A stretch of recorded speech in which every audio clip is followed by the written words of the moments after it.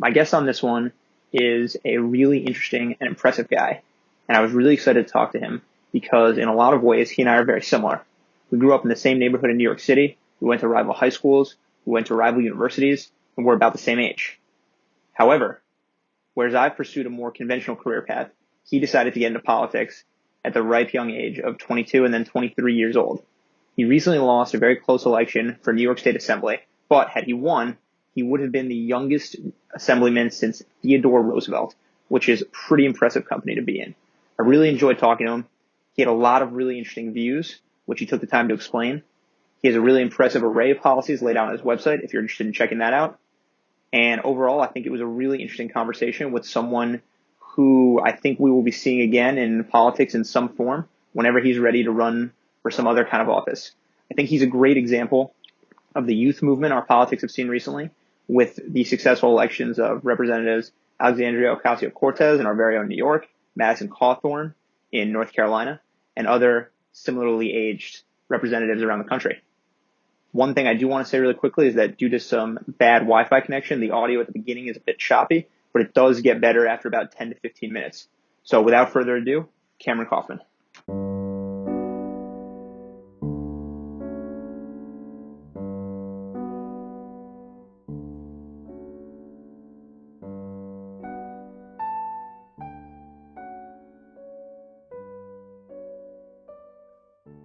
All right, here we are. Trying this a second time due to tropical storm Wi-Fi outages. Cameron Koffman, thank you very much for joining me this fine Wednesday evening. Thank you very much for having me, Jake. I really appreciate it. So I think this summer has been a little different for a lot of people because of the ongoing pandemic and life feeling like it's been a bit on pause. But you, on the other hand, have been a very, very busy man. Is that fair to say? Yes, the busiest I have been in my entire life, And until a couple weeks ago. Right. And so for people who maybe don't know you as well or haven't followed you as much as I have, why have you been so busy? So I, back in November, launched a campaign for New York State Assembly, and obviously knew I was going to do it before then and put a lot into it. And things really heated up, especially during the final few months. The election was on June 23rd, although many people might have read, it's been in the Times now, been on MSNBC, every TV network, about the fiasco with the mail-in ballots in our district, which is in the 12th Congressional District, where Carolyn Maloney and Suraj Patel caused such a stir, in fact, that President Trump was even tweeting about the election. And we ended up in a situation where the ballots weren't canvassed until actually the end of July, so only a couple weeks ago. So we had a bit of limbo, but we were very busy really for the entirety of the pandemic. I know, everyone kind of had different life trajectories then, but running for office in general was always going to be kind of crazy, and this definitely took the cake on that. Did you get mentioned by name in a tweet from Donald Trump? Am I understanding that correctly? Or No, we didn't. We weren't mentioned. We were mentioned in a couple articles just because. So he mentioned Carolyn and Suraj. So Carolyn Maloney, our congresswoman, was challenged in 2018 by Suraj Patel, who is a businessman, NYU professor, hotel executive. And he did surprisingly well. He got about 41% of the vote in the district, which is the east side of Manhattan and then parts of Brooklyn and Queens on the East River. So he ran again in 2020, and there were also a couple other challengers. And on election night, he was within 600 votes of Carolyn Maloney, very close. I was within 900 votes of my opponent, so also quite close. Not as close as this congressional race, which has also a much bigger electorate, but still both very close. And all in all, there were, in our race, at least about 70% of ballots left to canvass absentee, and a roughly similar percentage, or at the very least, less than a majority had been cast in person for the Maloney-Suraj race. And there was a lot of ballots left in Manhattan where Carolyn Maloney does better, but also ballots left in parts of Brooklyn, say like Greenpoint, where Suraj actually ran up the margins quite strongly. And so it was very much up in the air. There was a whole absentee ballot process, which I can go into if you want. But basically, it has caused such a stir over the past few weeks.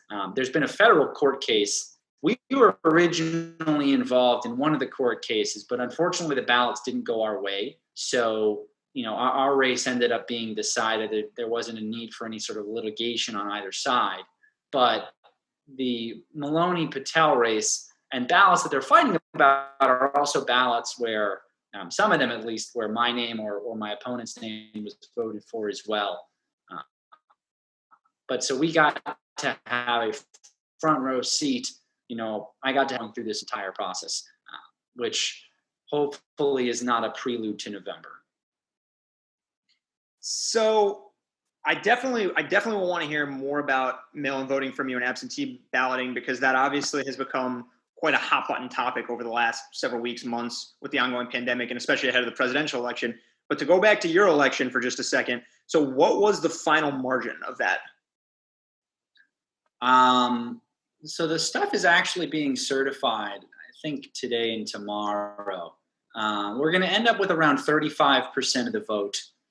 So roughly 4,500 votes. And I think, one of the surprises to us, there will be about 8,500 or so for my opponent. And then there will have been about, say, maybe 2,000 people who didn't vote for either of us, who just voted in the congressional primary at the top of the ballot and then didn't vote in the second one.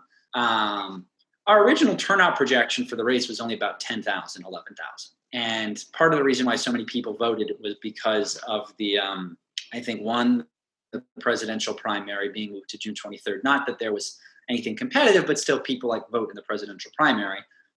Two, I think the protests politically awakened a lot of people in the greatest way possible, and people really learned that if you want to make change, voting.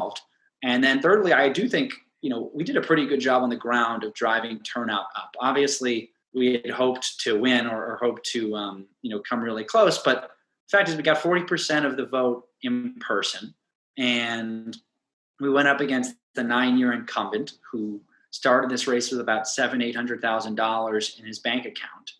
Someone who's a strong enough assembly member that he's running for DA of Manhattan in 2021, so not a nobody. And we gave quite a scare, had a lot of media coverage, won a seminal lawsuit about voting rights against him, and ultimately, while we fell short, we were very happy with kind of everything this campaign has accomplished. On that last point about the lawsuit that you won, that was about, if memory served, that was about he tried to sue you out of the race, basically. Is that right? Correct. I voted on campus in college at Yale. I voted every year, which was going to almost come back to bite me. That's probably unusual. Yeah.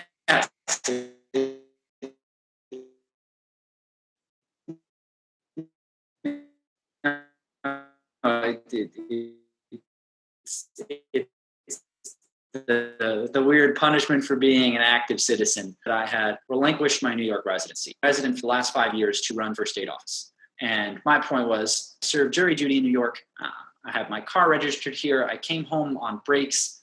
I still was by every means domiciled on the Upper East Side of Manhattan. I didn't view myself as a Connecticut resident. I did nothing for the state of Connecticut other than attend university there. And we lost in the first round of court, but then in the appeals court, the appellate division, we ended up winning in a 4-1 decision. It was really exciting. And I think the implications are really important and worth hammering out, because you have a lot of people who go to campus. And like myself, I registered on move-in day. There was a voter registration drive, and some students approached me and said, "Do you want to register to vote? We're doing a voter registration drive." And I said, "Of course." And on that form, I listed my New York address as my mailing address in the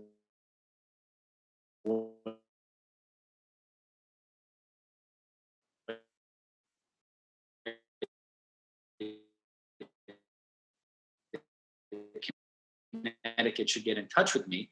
But I was with thousands of students leave New York State every year to go to college. But speaking from Yale, you don't want to tell people that by participating in the political process at home, that if I had gone to college and hadn't voted, had just done nothing, not in New York, not in Connecticut, I'd have been able to run, but wouldn't have been able to run because I voted in all 4 elections, would have been the most nonsensical thing and would have been so counterintuitive for the way that we want to encourage young people to participate in politics. So the fact that we overcame, I wouldn't say we overcame president. I'm not going to go too deep into the legal stuff unless you want me to, because now I'm obsessed with election law, and it's something that I'm really passionate about. But the president was not necessarily on our side, and we ended up kind of overturning it. And now for anybody who wants to do this in the future, and believe me, there will be someone else around my age who tries this, whether it's on the Upper East Side, whether it's in another part of New York City, I'm not sure. But younger people are trying to get involved in politics across the country. Of high school students in my campaign, high school students who, in general, I don't think high school students in New York City get that involved in these assembly campaigns. We had a youth town hall with 70 high school students at one point. We had 16 schools, ranging from Bronx to collegiate. My own high school. Yeah. There you go. And that obviously was a huge part. That was a cornerstone of your campaign, right? The idea that you are obviously now 23 years old. And as I understand it anyway, you've been part of a wave of younger candidates. There's definitely been a move younger with obviously mixed results, but Representative Ocasio-Cortez of our own New York is obviously pretty famous, pretty well known. And I think she won at maybe 28 years old and is now 29. I know there's a guy in North Carolina named Madison Cawthorn, who's my age, he's 24, who I think became the youngest elected member of Congress ever, if that's right. I think that's the case. And I know there are a number of other people from all over the country who have run similar kind of insurgent. And Will Haskell in Connecticut, who ran right out of Georgetown in the Westport area for state senate there and won at age 23, I think. He won at 23 for state senate. Yeah. Are there age restrictions on this? Because I was pretty surprised when I was looking at this. Is it 18? Is there anything like that? 18? For state senate and state legislature. Okay, that's another thing I think we definitely need to get into, because before I heard your name, I don't even think, because I obviously know you and have known you for a while, I don't even think I could have named the constituent parts of the state government. I don't even think I could have made the distinction between, which I learned literally last night to prepare to talk to you, that there's an upper and lower house of the state assembly. You were running for the lower house, is that right? Yeah, so I was running for the assembly, which is the lower house. There's the state senate, which is the upper house. Okay. Now, unlike in Congress, where you have a difference in term length, both of the houses in New York State's government are 2-year terms. 2-year terms. The difference is obviously the lower house has more people in it. The assembly has 150 members. The Senate has 63. But they're both serving 2-year terms. And then the Senate does get to vote on a few different types of executive appointments, similarly to the U.S. Senate does in dealing with the president's cabinet, and with some judges, similarly again. But the two houses don't function necessarily that differently, not like they do in our national government and Congress. Where exactly, so what exactly are the responsibilities of the assembly, which is what you were running for? As you and I discussed off camera, and as we'll get into, you have quite an impressive list of pretty well fleshed out policy positions from what I could see. So where does the assembly's role fall on the continuum of maybe the governor, state senator? I guess that's obviously more of a federal government role, but where exactly does the assembly fall in the scheme of things? Yeah, so both houses of the legislature work together. So New York State Assembly and then the New York State Senate both work to pass legislation that the governor will then sign or will veto. And the legislation is a lot of stuff that many people would be surprised that really affects your day-to-day life. So whether it's on the economic side, it's New York State's taxes, it's New York State healthcare system. The MTA is controlled by the New York State legislature. Gun control policies, climate change policies, you name it. Really, a lot of stuff on the statewide level, and then education is obviously dealt with some ways in the state, but then also New York City has its own control over some aspects of it. But you have a lawmaking body with a budget of about $178 billion. So a very significant budget. And that's not even counting. So the 178 billion counts kind of the formal money that is spent from the state's general fund and goes to kind of government agencies. But you have quasi-autonomous agencies like the MTA, which is billions more, and that's not counted in that budget. So the Assembly and the Senate, there's not, as I said, much of a difference between the functionality. I mean, there's slightly different committees, and the Senate has a couple more responsibilities. But by and large, they're working together to pass laws to make the lives better for New Yorkers and to make New York thrive. And just as Congress passes laws for the country, the Assembly and the Senate are passing laws for New York. I don't want to take this too far down a sort of rabbit hole, but something that fascinates me is kind of the concept of federalism, right? The idea of the division of powers between states and the federal government and how that's come to be viewed in modern life. I think the distinction between the state and federal power has obviously come up a lot in the pandemic, and just generally it continues to be a big I think it turns out to be very important, I think, just because when you look at controversial issues, whether it be things like gun control, like you said, abortion, maybe drug laws, a lot of the time that falls along state lines. So as far as where we are right now, where do you think, how do you feel about the state of federalism today? Well, I think it's very, because as you said, a lot of these important policies are decided in the statewide level and are not maybe they're dealt with federally, but they've said, states can do as they wish. During the Trump administration, an administration that doesn't care about protecting abortion rights, an administration that doesn't care about fighting climate change, an administration that doesn't care about implementing gun control policies, I think we really have to look towards states to take the lead. That's why I think New York's been doing a really strong job and can be doing stronger.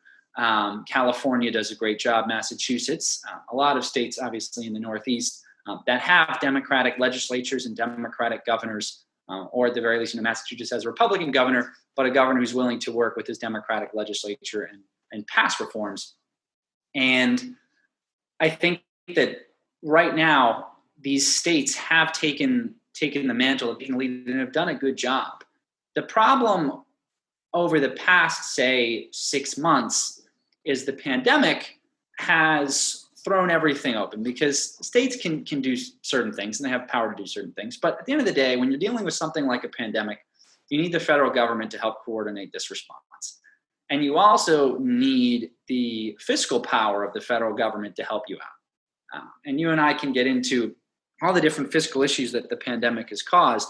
But at the end of the day, New York is going to need money from the federal government. Now, that's no excuse for the governor just saying, we're not going to raise more revenue, because just because we're waiting for stuff from Congress doesn't mean we can also have a more equitable tax system.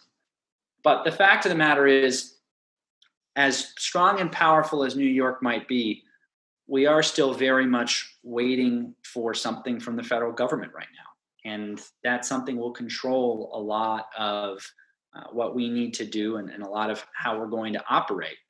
And the final thing I'll say about this question too is, people finally started paying attention after what happened to George Floyd, and after people around the country began to protest and really began to take note. You could see that state by state, a lot of these actions could be taken. So the federal government can deal with systemic injustice and systemic racism with massive federal policies, but you can also, the federal government's not going to be passing legislation as effectively about how we're policing in communities as the state legislature or as a city council would. And so New York, for example, repealed 50A, which was qualified. Is that qualified immunity? No, it was disclosure of police records. Right. So that was something that New York State's legislature said, we're going to repeal it. It repealed it quickly. There was looking at the chokehold. There was looking at trying to make police departments more diverse, looking at making sure that there's actually good statistics kept on racial discrepancies in police enforcement. So all these things the state did. And I think it did make people realize, wow, I care about these issues, and I'm glad that my state government can actually make a change there. I think I definitely agree with some of the stuff you're saying, and I think the Trump presidency in particular, for me at least, it was the first one that I think both of us would have been old enough to vote in the presidential election, but I also just wasn't that interested in politics in high school, or especially not middle school, really. And I think for a lot of people our generation, the Trump presidency, whether you like it or hate it, there's just been so much controversy, and the news explodes so often that it's been hard to look away from. So, and I definitely agree that especially recently with the talk about police reform and all other manner of reform like that, I think a lot of people are awakened to it more. So for you, were you always just a guy who was interested in politics? Was this kind of destiny for you in a way to end up running for elected office at age 23? Or did you come to this later? Like you said, right? You announced back in November, but you had maybe known for a little bit that you were interested. So what kind of led you to decide to do this? Well, I'd always been politically motivated, politically inclined, and both on the local and on the national level. I really cared about what was going on nationally and paid attention to that. But also on the smaller level, I had been to some community meetings before, knew people within the area, followed the city council, followed the state government. Was very excited. There was a referendum in 2017 about a constitutional convention that was ultimately voted down, but was something that I thought would have been very cool for the state to do. And when it next comes around, by law, it comes around every 20 years. In 2037, we'll see where the state is, but I'll be very excited about that when it's happening. So I had that interest, and in college, I did political activities. I had a political radio show, kind of a pseudo podcast. So it was in your seat. There you go. We interviewed people like Martin O'Malley, the former governor of Maryland, presidential candidate. My state senator, Liz Krueger, we interviewed her, which actually was a monumental piece of evidence in my lawsuit, because it went against the accusation that I didn't care about New York State politics. I didn't know who my representatives were. Clearly, I did. Clearly, I cared if I was having my state senator on for a long conversation about the Constitutional Convention referendum. But so all of that's to say, I'd always been interested, and I think that seeing, as you had mentioned, younger people running, whether it was AOC, whether it was Mayor Pete, whether it was Will Haskell, there was an idea that kind of this age taboo had been broken. And, age was now not viewed as a reason why you shouldn't run. And that people were looking now for passion, looking for new ideas, and looking for people who wanted to shake things up and to actually bring real reform. And so as someone who's lived on the Upper East Side my entire life and know the neighborhood pretty well, and also have noticed the changes, for example, the vacant storefronts, which is a whole new problem now with the virus, but before it was a major problem as well, with a vacancy rate of almost 1 in 7, and small businesses that had been there for decades going out of business and dying. Something needed to be done. And I felt really passionate about that issue. I feel really passionate about climate change. The New York State Legislature in 2019 passed some of the most monumental climate change legislation any state's ever passed, the Climate Leadership and Community Protection Act.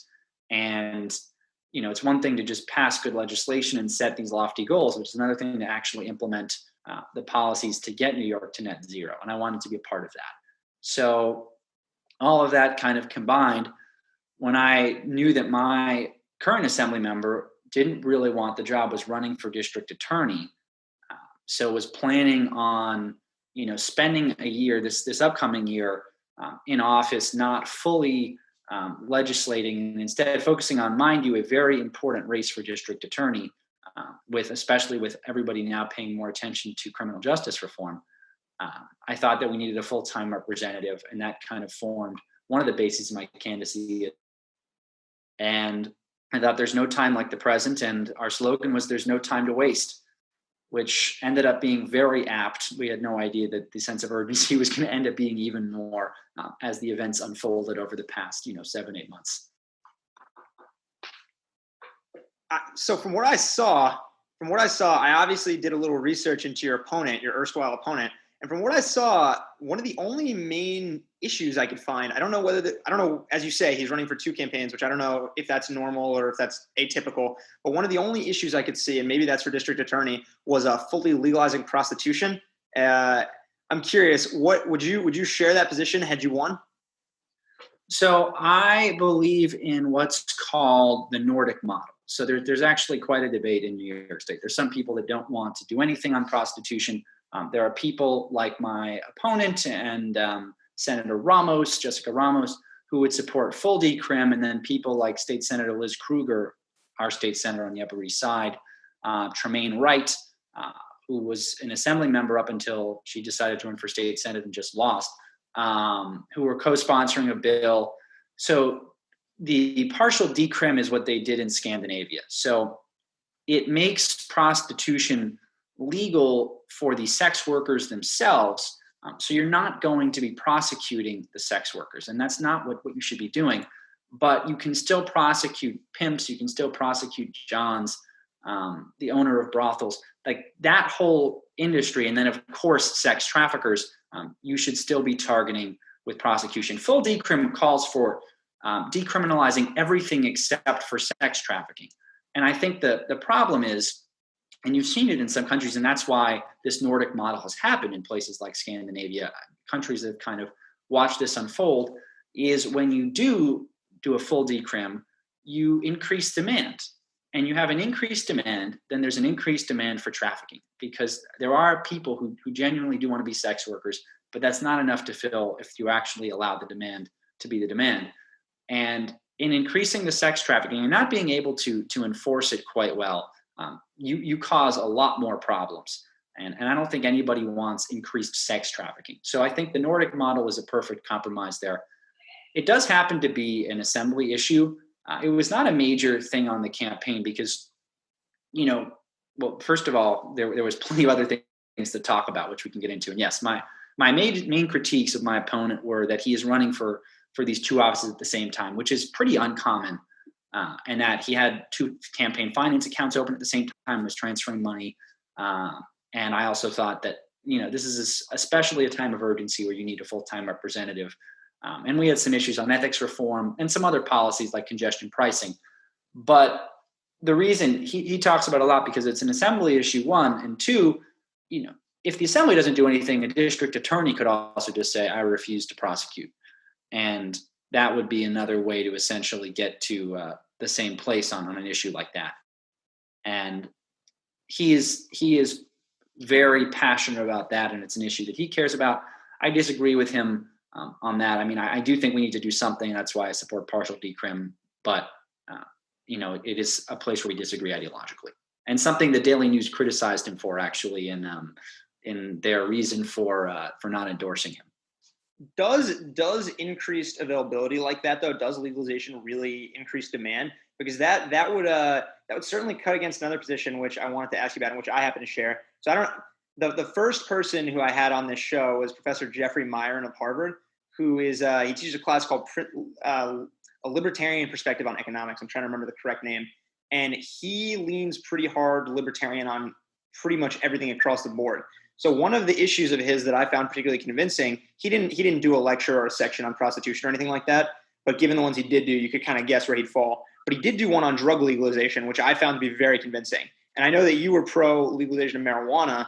I personally kind of share his belief in fully legalizing, or at the very least, fully decriminalizing all drug use, maybe keeping drug trafficking or drug dealing illegal, but at the very least use. Probably for the same reasons like you're saying, that when you criminalize users, what you're doing is putting people who have a mental health or other kind of health problem into the criminal justice system, and there are a lot of other externalities of that, like especially one people really care about right now, empowering police and police unions and prison guard unions, beefing those up, losing out on tax revenue, and generally just hurting people who lose legitimate means of dispute resolution when they can't go to a judge or court for contracts. They turn to violence. You have no protection against a dealer or a gang or something like that. And also, it just doesn't really seem to work. When you hardcore penalize drug use, doesn't really, at least to go back to what we were talking about, at least as far as I could tell, it seems like everybody who wants it still gets it. No, I'm totally with you on marijuana. And that's an issue. There is a bit of a problem with legalization, not from the ideological standpoint, but actually about where the money, as you said, the increased tax revenue will go to. And I'm of the belief that if we're going to legalize it, I think that communities that have been especially hit hard by the war on drugs should be getting more of that money. And it should be going not just to the state's general fund, but should be directed as such. And that's why it's actually been held up a little bit. There's there's a majority in both houses of the legislature that want it legalized, but that's marijuana specifically. That's marijuana specifically. That's marijuana specifically. Yeah. However, those majorities haven't figured out where they want to send the money, because I think that's a really important issue when talking about marijuana legalization, because you do have communities that were hit especially hard with marijuana arrests that just now, I think most of us reasonable people can say should not have happened, and really can deleteriously affect somebody's life for a long time. And you're putting someone in the criminal justice system, as you said, a system that we want to keep people out of, not be trying to bring them in. So marijuana aside, I think they're very different issues, the marijuana and prostitution, because I think that the people involved in sex trafficking are really doing something that is so violating, is so horrible, so against human dignity. Whereas, drug dealing is something that we surely want to prosecute, but I think that you kind of see the kind of the tertiary involvement where you're saying someone who owns a brothel is 100% kind of in on sex trafficking, whereas someone who is helping out a dealer isn't necessarily, doing something that is causing somebody to lose autonomy in a way. They're selling drugs, and I think the two issues are quite different.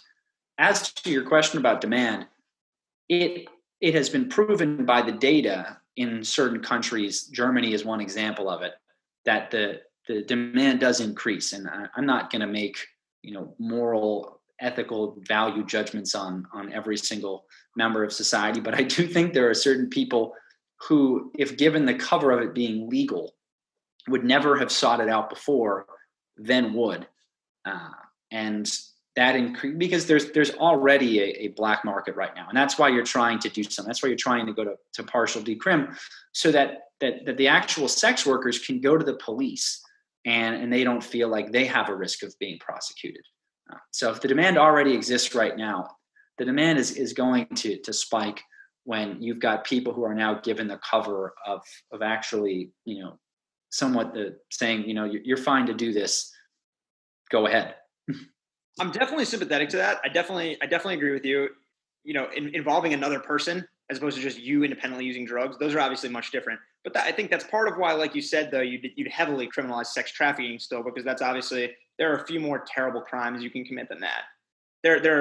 I would say there are a few. So I definitely agree with that. I guess I always just wonder, though, like you said, a lot of these policies to me, I think, do one of my least favorite political things, which is I think they try to reverse engineer morality into policy.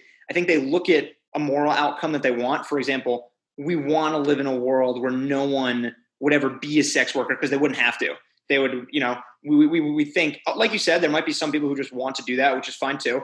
But in general, we don't want people to be forced to do that. We don't want to live in a world where people want to use drugs, because by and large, people who are addicted to drugs, especially really serious ones, they don't want to have that problem.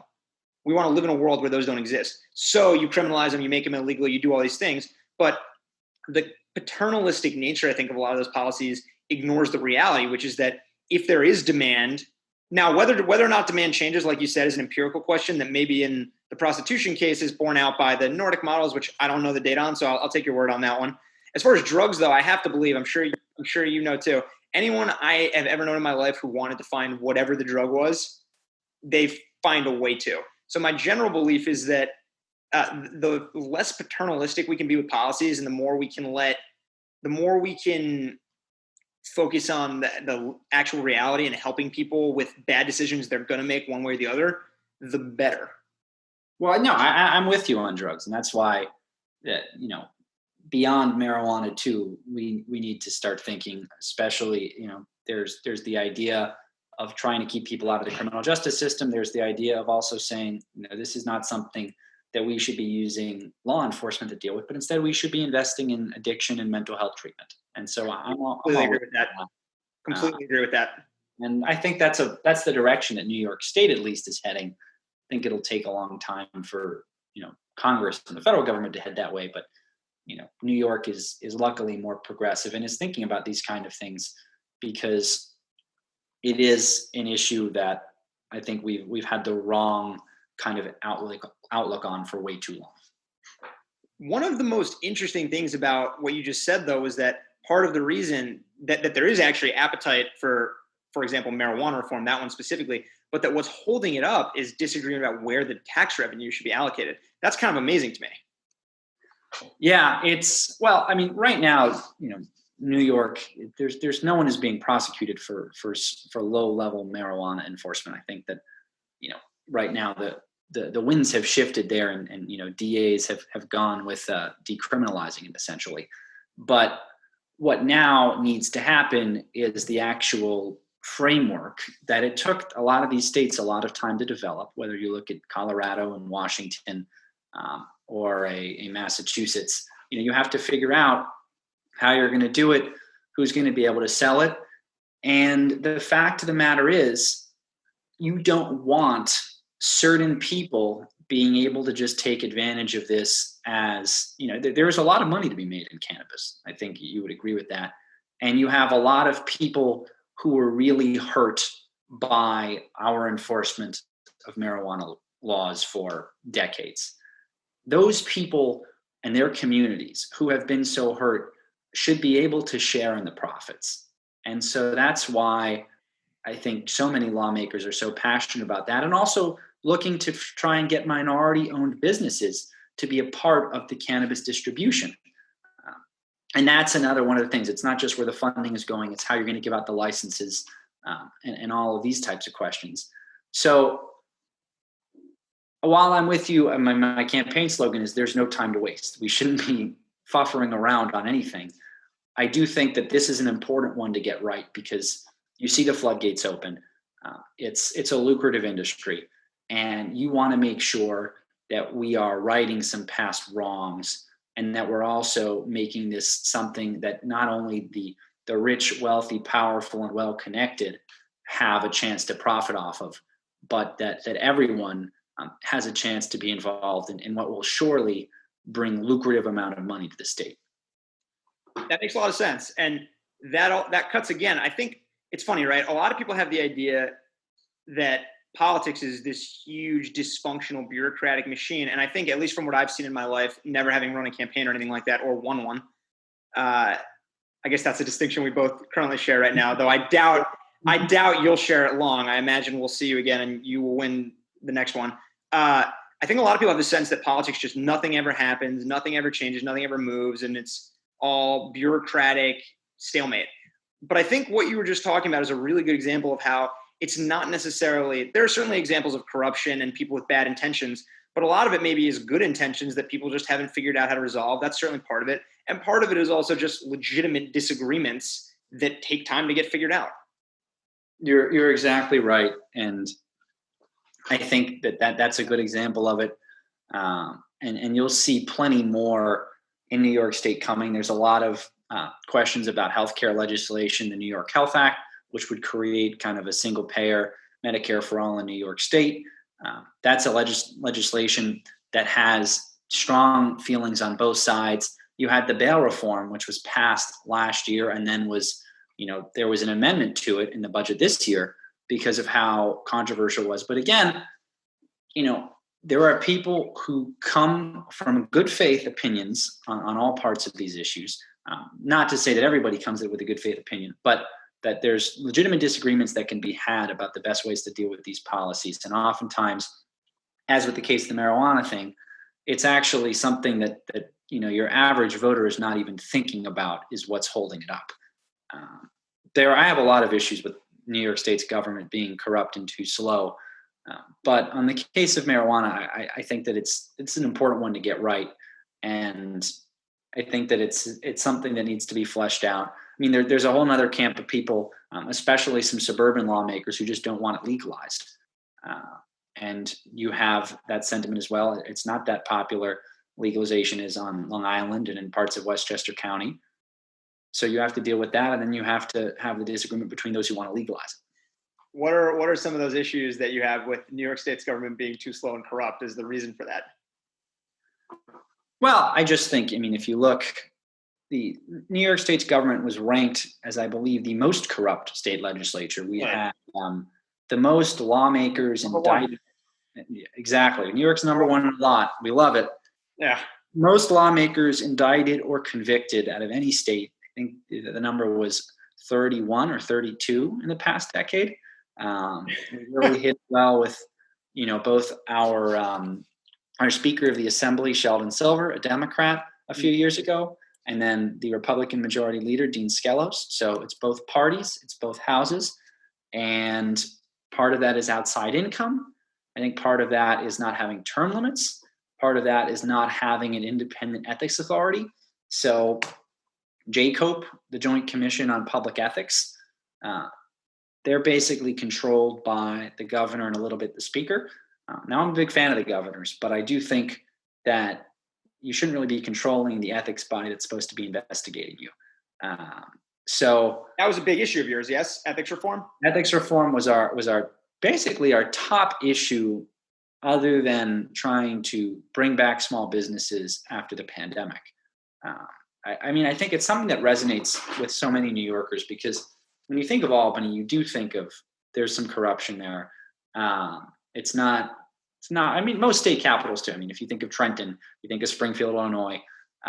There's a lot of corruption in a lot of these places, but I think Albany, especially with the Silver and Skelos issues in the past few years, and the thing that really irked me was New York passed through a pay raise for lawmakers, and then was working to simultaneously cap outside income. So currently, if you're in Congress, for example, you can only make 15% of your congressional salary in outside income. So that means that for the most part, A, you can't really have a conflict of interest much, because you're not going to have this other job that you're using your congressional stature to profiteer off this other job. And B, you can't possibly be focusing that much on this other job if your income is so capped on. New York has no cap on that. None? So, none. The idea was, let's raise the salary to a full-time salary. The legislature is technically part-time. It only meets 6 months a year, but you're supposed to be in the district meeting with constituents and interest groups during the other 6 months. And they raised the salaries in a two-part process. So they did it in the first part, and they got it up to about 110,000. And I think they were going to raise it up to about 130,000. And after they raised it the first time, a state court ruled that the way that it was being done was unconstitutional, this capping of outside income. So they kept the pay raise, but they did not cap outside income. So currently, they can still earn as much money as they want. They got a 30% pay raise. The second pay raise didn't go through. The court didn't say that it was unconstitutional. And remember, unconstitutional in terms of the New York State Constitution, to cap outside income. They just said the way that it was done by the public appointed. They appointed a commission, and the commission made binding recommendations. And they said this had to be something that was voted on and dealt with by the legislature, not by this commission, this quasi-autonomous commission. The legislature did not immediately go, all right, let's deal with this ourselves and cap outside income. They've done nothing on the subject, in fact. And people like my opponent continue to make six-figure salaries outside of their legislative salaries. Six-figure salaries outside of it? Yes. So he's a lawyer. There are other lawyers. You have a couple people who work in finance, a couple people who work in real estate. How could they possibly justify that, though? How could they possibly profess to have the time to do both? I mean, you and I both know from ourselves with past jobs, as well as people who we went to college with who work in finance, law, whatever. There's no way you could possibly – those jobs are extremely demanding. There's no way you could possibly do both. Well, you're speaking to someone who who's been making that point for a while, because I do think being a legislature requires pretty full-time activity, and really is something that you should be focusing on with 100%. So it's concerning, and it's something that we definitely, we're going to continue talking about. And I do think that it was something that resonated with a lot of voters. And one can only hope that as time goes on, that eventually New York State's legislature caps outside income, and hopefully I can play a role in being part of the group that passes that legislation. Talking about resonating with a lot of voters, what was your sense, if you have one? I'm sure you guys did a lot of data. What was your sense of your constituency? Who tended to be the constituency that you appealed to? I know that you guys published stuff on your donors. If I remember, you actually had a pretty impressive fundraising haul. I think, did you maybe even set a record for that particular election for the assembly spot? A record for the office, for the entire. Right, that's what I'm saying. Yes, yeah. We set a record for New York State Assembly fundraising. In a single quarter, about $450,000 we raised. In a quarter? Yes. Wow. And for us, it was only from the beginning of November until January 11th. And we had almost 1,000 donors in that cycle. So we're really proud of that. So we had tons of individuals contribute to us. Over 99% of our money came from individuals and not PACs nor corporations. Also something that I'm very proud of, and something that we really cared about. And a lot of individuals who came in the district donated to us. So a lot of Upper East Siders, Southern Placers, Murray Hill residents. As to the constituency question, I would say that we definitely performed stronger if you at least looked at the election data. In the Sutton Place strip, so like from 59th Street down to like 52nd, east of 2nd Avenue. Now that partly is because we had our office on 57th and 1st. So name ID was much higher there. We also gave a lot of hand sanitizer and masks away from our office. So we people in the community liked us for that. And also I think that they liked having the person who was trying to represent them be in their neighborhood. My opponent, Dan Court, lives on 91st and 3rd. So the assembly member lives in, or maybe 92nd, Yorkville Tower. It's that big building on 3rd Avenue. Is this public? We don't want to be, we don't want to be doxing people on the podcast. Oh, it's totally public. Okay, just making sure. No, don't worry. No, it's public. It shows up on any campaign finance report. Just making sure. And he, he lives there, and he has a lot of strong support up in the 90s. And so we did well amongst voters who knew us better in the 50s. Those voters also happen to care more about congestion pricing, which is the line for that is 59th, 60th Street. And then I think that if you just look at the precinct by precinct data, there's certain precincts where we did a little bit stronger in certain places because we had more volunteers on election day. Certain places we did stronger because we had we did a lot of sanitizer and mask giveaways around the district. And so we focused on a Morton Williams on 88th and Madison. We were at a lot of times. We focused on, Dag Hammarskjöld Plaza on 47th and 2nd Avenue.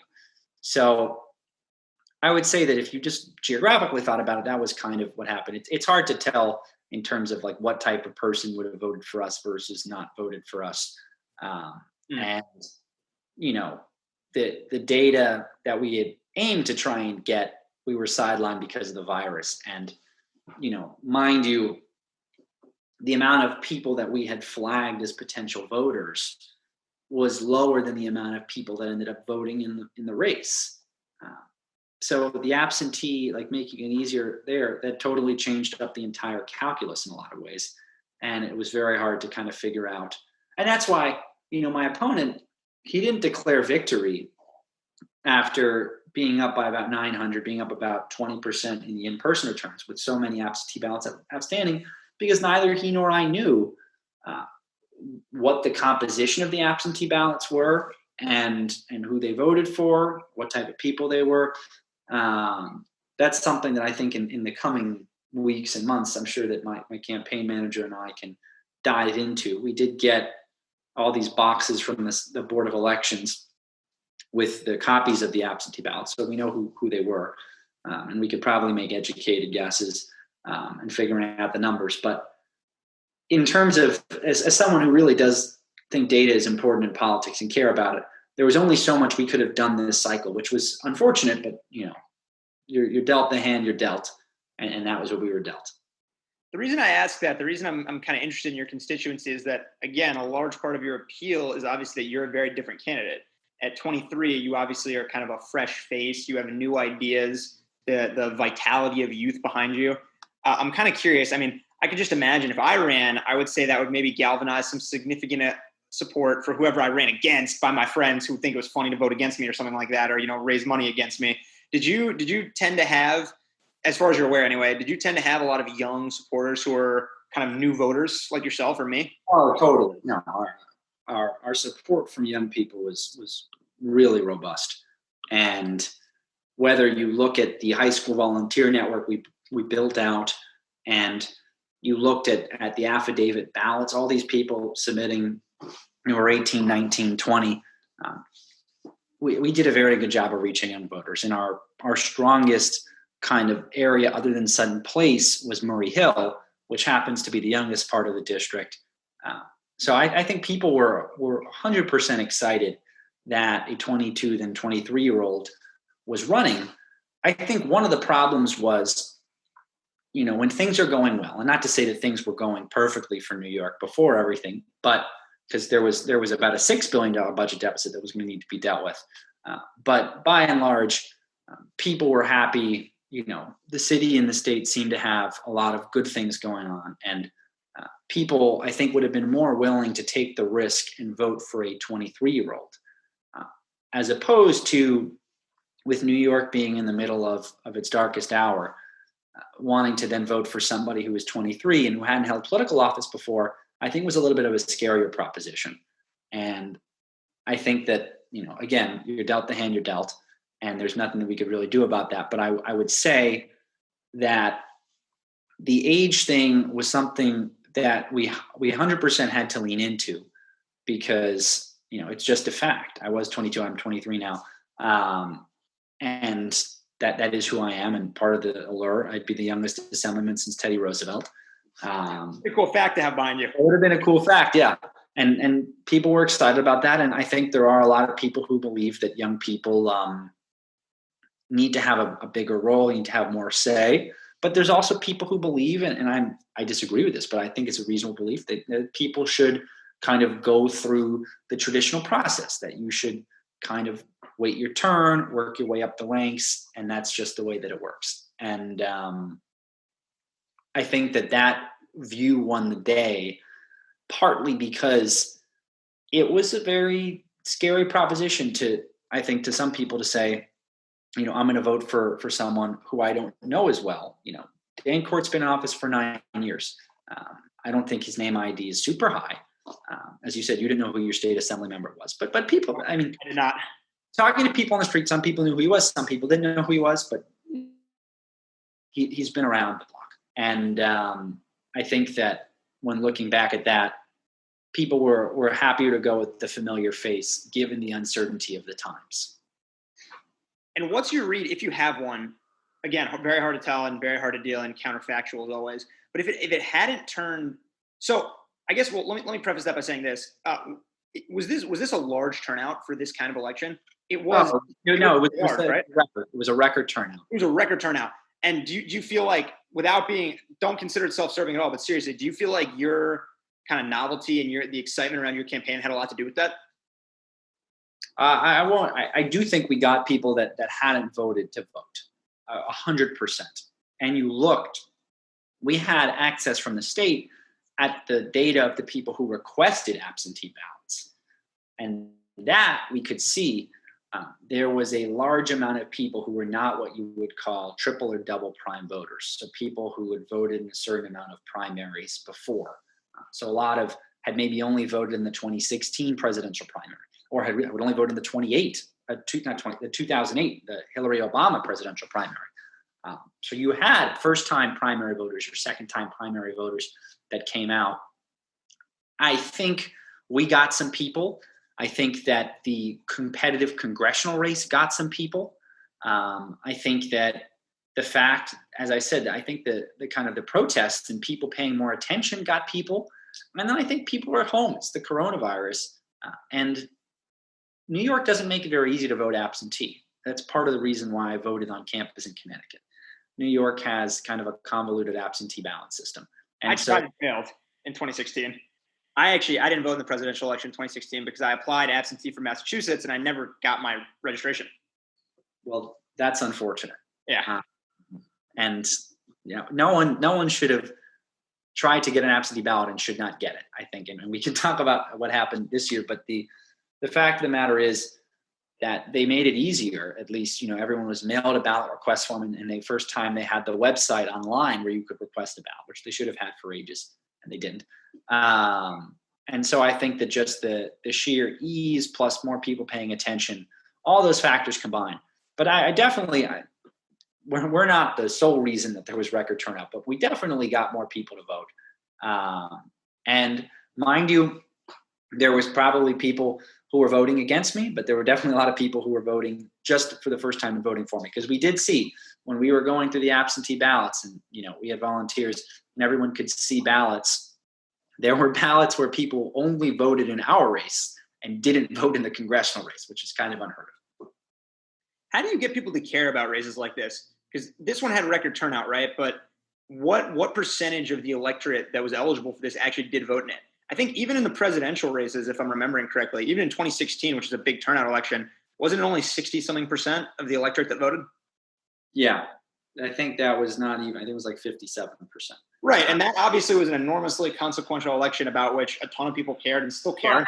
But mind you, for a presidential election, at the very least, that is, you have to be a registered voter to be counted in these turnout models, and not, obviously there's the people who aren't even registered, but, if you're a registered voter, you're an independent, you might be very politically inactive. Only registered Democrats could vote in my race.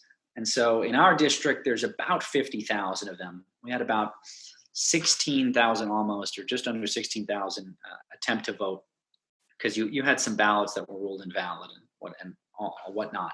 So a little under a third of the actual primary voters. But you have to think, if someone's a registered Democrat, they're at least somewhat politically active because they took the time to register to be a part of a party.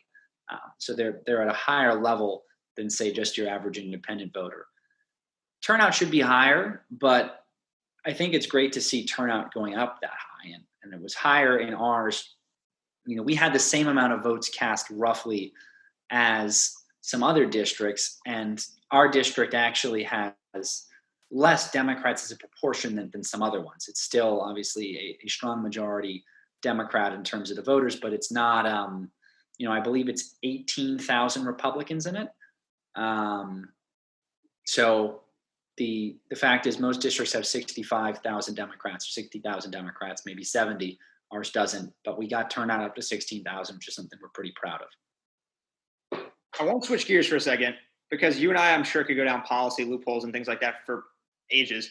But I want to switch gears for 1 second to ask you about a different issue. So on the second episode as I did, I spoke to a teacher from my high school, Dr. Bresnick, who's a beloved English teacher at Collegiate where I went. And a lot of what we talked about was what he called reductionist or reductive. I can't remember which word he used. He would probably be upset about that, but reductionist thinking and the idea that people's minds have kind of shrunk. The reason I bring that up to you of all people is that I know I read in the Collegiate Journal, a high school newspaper which covered you. That's how your campaign rippled into high school newspapers, that you were the president of, I believe, the William Butler Society at Yale, which, as I understand it, was a free speech group. Is that right? So it was called the William F. Buckley Program. Buckley, not Butler. Look, the namesake's unfortunate. It's named after William F. Buckley, who was a very controversial, kind of conservative critic, intellectual back in the 60s, 70s, 80s. Someone who I do not agree with. But in addition to that, he happened to be the creator of kind of these great debates on firing line. And so he had these firing line debates where he loved to engage with someone that he disagreed with and had some of these famous debates. There was, when he debated Gore Vidal, It's on Netflix. It's definitely worth watching. And I think that captures the essence of the program, which was about free speech and intellectual diversity. And, I was the president of it for about 6 months or so, maybe a little bit longer. And we had quite a few events that I'm proud of and that I will stand by, where we had people who argued against each other, or who were part of the teams that argued against each other in the Supreme Court case, DC versus Heller, a monumental gun case, talking about the handgun ban in Washington, D.C. And so Clark Neely from the Cato Institute, a very prominent libertarian, went up against Joseph Blocher, a Duke University law professor, and they were on opposite sides in that case and debated each other. And I think it was one of the most constructive and interesting and important debates on gun control that I've ever heard, and surely more interesting than anything you would hear on campus. And as someone who is very pro-gun control, it was still interesting to be able to hear Mr. Neely and get his perspective, and hear also how Professor Blocher would have responded to everything that he said. We had events like that. We had other firing line debates. We had a firing line debate on China. Stephen Roach, Morgan Stanley's chief economist, debated Gordon Chang. So we had some really good debates. We had some other events too. And I think that's just a symptom of when you're on a college campus, most people are liberal on a college campus, and same with the professors. And so you're not going to necessarily hear that many conservatives. And while I might not agree with them, and while I think most people might not agree with them, I still think they deserve a place to speak. And really, you should be engaging with them. That's how you make your ideas stronger. And the fact that became it was something that my opponent made some hay out of, and some of his people made some hay out of, I think is unfortunate, because if you don't stand for free speech and intellectual diversity, especially on a college campus where people should really be trying to learn and to be engaging with ideas, then I think that's very concerning. And that's something, as I never disavowed the group. I never will disavow the principles of free speech and intellectual diversity. I can't speak for anyone who they decide to invite. I can't just speak for anything. I can only speak for what happened when I was in charge, and what I believe, and are also events that I'm proud of organizing. That's a big distinction to make, I think, though, that just because you invite someone, or just because you're part of an organization that invites someone, doesn't mean you endorse. That's not a full endorsement of everything they've ever said, every idea they've ever held, or anything like that. I completely agree with you. I think it's really important to maintain those things, but I think it seems like spaces for that are few and far between these days. They are, and that's why I thought it was a nice group to be a part of on campus. And by the way, a group that had prominent Democrats and Republicans on campus alike. The president of the Yale College Democrats was a member. I was a member. I believe the president of the Yale College Republicans was a member. I think so. So you kind of ran the gamut on that. And I think that it's important to be able to hear these people speak, and to get this exchange in ideas. And whether it's at Yale, whether it's at other universities, I think that these spaces should exist. And I think that there's spaces where you can learn. And look, I'm not saying that you should invite some haywire wackadoo. Clark Neely is a respected constitutional lawyer. I might not agree with him, but to not want to have events like that is incredulous, in my opinion. I agree, and it seems like the standards of what is and isn't acceptable shift every day. It seems like very mainstream people get disqualified from holding the public square. But rather than go down a pessimistic rabbit hole like that one, let me ask you this instead. Given the sort of social unrest and upheaval that's going on in the country, given the pandemic, where do you look for optimism, especially politically right now? Well, I'm optimistic, and I hope I'm not wrongly optimistic, that Donald Trump will not be our president by January 2021. I'm keeping my fingers crossed, and I'm going to try and do what I can. If that requires going to another state to knock some doors, I don't know what the the protocol is with door knocking giving the virus. We didn't do any door knocking. Our race was, when the virus was especially bad. But I mean, I want to do everything that I can, and the people that I know feel the same way. And I'm optimistic that I think the change in administration will at the very least begin to put America on the right track. I think that there's a lot of optimism to be had that young people are paying attention, that young people are caring, whether you look in my race or whether you look kind of across the country, that young people are running for office more, that young people are voting more, are trying to vote more. That's a sign that things can move forward.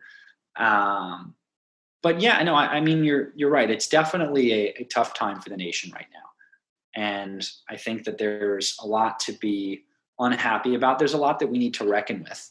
But I think the reason that our country is so strong is because, it's a country where everyone has to buy in civically.